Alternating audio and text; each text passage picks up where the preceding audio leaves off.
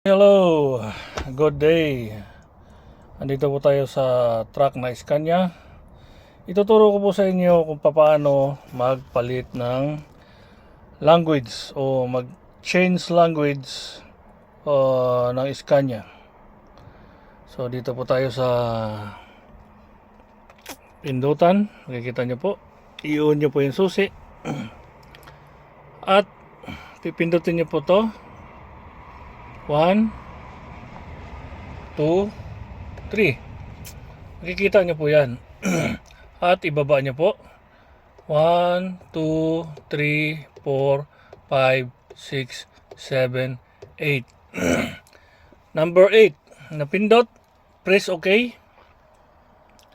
OK. Yan. Ulitin po natin. Yan. Pipindutin nyo lang po to.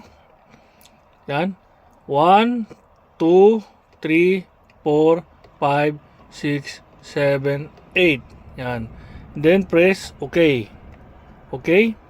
Diyan makikita nyo na po yan. Yan na po yung mga language. Hanapin nyo lang po natin yung English. So dito po tayo magpipindot sa baba. English. Hanapin natin yung English. Dahil English ako. English ang hanapin natin. Yan, okay. And then pag nakita nyo na po yan, kung anong gusto nyo language, ipindutin nyo na po yung okay. Yan, yan lang po. Tapos, ibabalik nyo na. Yan, okay. Then, okay po. Yan. Magandang araw. Bye-bye.